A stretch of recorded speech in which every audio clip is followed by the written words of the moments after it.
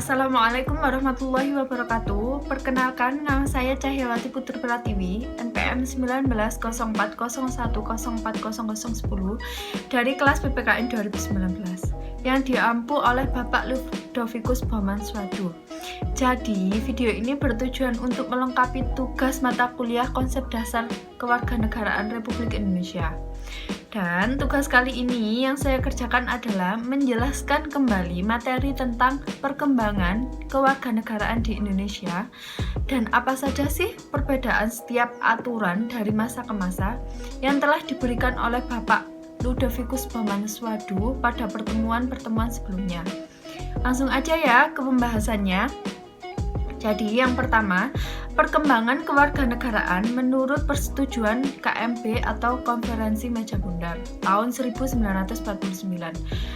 Dalam permasalahannya, orang-orang Belanda dan Eropa di Indonesia, negara Republik Indonesia Serikat dengan Kerajaan Belanda melangsungkan KMB di Den Haag. Dalam persetujuan ini terdapat perihal pembagian warga negara. Hak opsi dalam kewarganegaraan adalah hak seseorang untuk memilih atau menerima tawaran kewarganegaraan suatu negara tertentu. Sebaliknya, hak repudiasi adalah hak seseorang menolak tawaran kewarganegaraan suatu negara tertentu.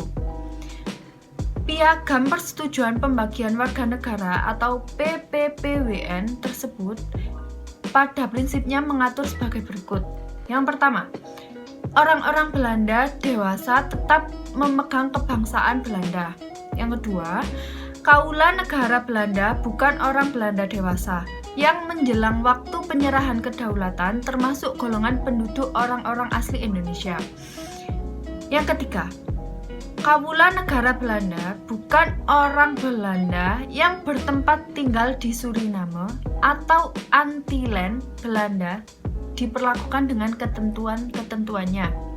Yang keempat, orang asing yang kaula negara Belanda bukan orang Belanda dewasa, bukan orang Belanda yang telah dewasa maksud saya, menjelang waktu penyerahan kedaulatan dan yang lahir di Indonesia atau bertempat tinggal di Republik Indonesia mendapat kebangsaan Indonesia tetapi berhak menolaknya dalam jangka waktu 2 tahun sesudah penyerahan kedaulatan.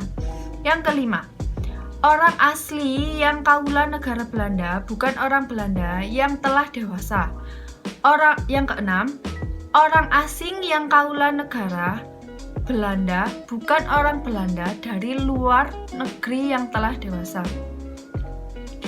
Yang sudah menjadi warga negara Republik Serikat ialah mereka yang mempunyai kewarganegaraan itu menurut persetujuan pembagian warga negara antara Republik Indonesia Serikat dan Kerajaan Belanda, mempunyai kewarganegaraan atau memperoleh kewarganegaraan atau menjadi warga negara Republik Indonesia Serikat. Yang selanjutnya adalah perkembangan kewarganegaraan menurut Undang-Undang Nomor 62 Tahun 1958.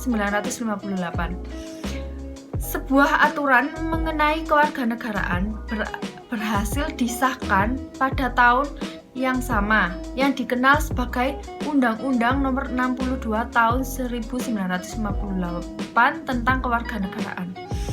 Pasal 1 Undang-Undang Nomor 62 Tahun 1958 menentukan bahwa warga negara Republik Indonesia adalah orang-orang yang berdasarkan perundang-undangan dan atau perjanjian-perjanjian dan atau peraturan-peraturan yang berlaku sejak proklamasi 17 Agustus 1945 yang sudah menjadi warga negara Republik Indonesia. Dengan demikian, yang tetap diakui kewarganegaraan Indonesia berdasarkan Undang-Undang Nomor 62 Tahun 1958 ini adalah mereka yang memperoleh status kewarganegaraan tersebut, terutama berdasarkan Undang-Undang Nomor 3 Tahun 1946 dan Persetujuan Perihal Pembagian Warga Negara.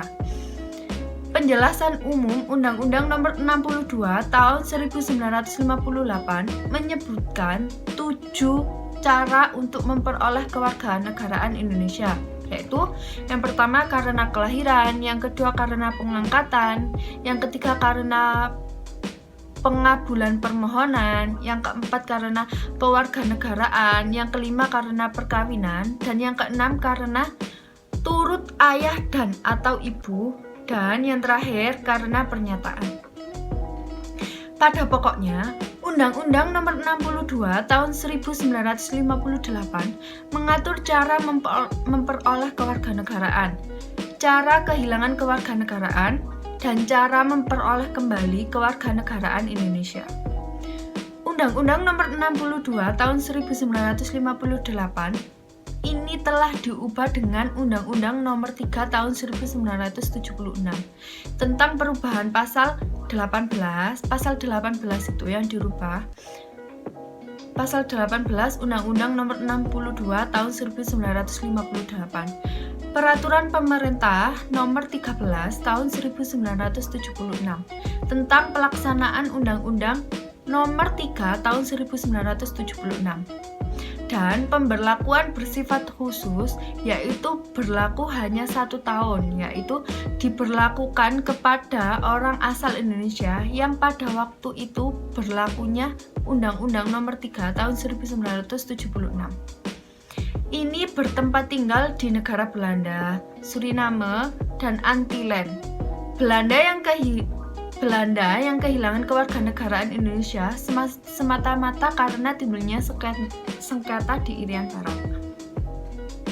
Dan ini yang terakhir ya, perkembangan kewarganegaraan menurut Undang-Undang Nomor 12 Tahun 2006. Demi melindungi hak-hak orang-orang Tionghoa di Indonesia, Presiden B.J. Habibie tepatnya pada tanggal 16 September tahun 1998 mengeluarkan Instruksi Presiden Nomor 26 tahun 1998 tentang menghentikan penggunaan istilah pribumi dan non-pribumi dalam semua perumusan dan penyelenggaraan kebijakan, kegiatan pemerintah, perencanaan program, ataupun pelaksanaan sebagai wujud dari upaya penghapusan diskriminasi terhadap permasalahan golongan dalam kewarganegaraan di Indonesia.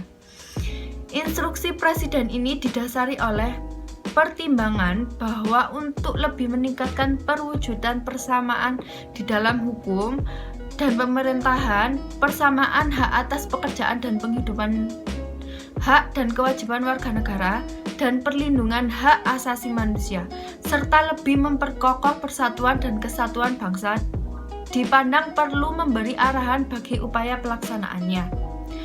Undang-Undang Nomor 62 Tahun 1958 secara filosofis, yuridis, dan sosiologis sudah tidak sesuai lagi dengan perkembangan masyarakat dan ketatanegaraan Republik Indonesia.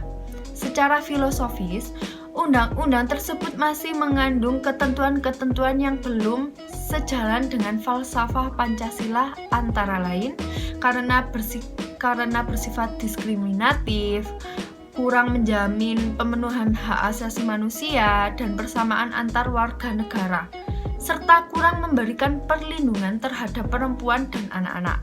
Oleh sebab itu, kemudian disahkan Undang-Undang Nomor 12 Tahun 2006 tentang kewarganegaraan.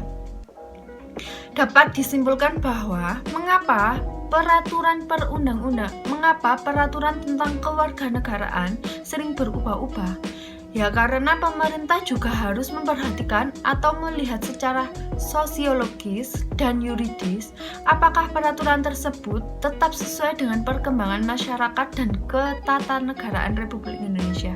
Jadi, alasan mengapa peraturan tentang kewarganegaraan itu selalu berubah-ubah karena pemerintah juga menyesuaikan dengan kondisi masyarakat yang ada pada saat ini.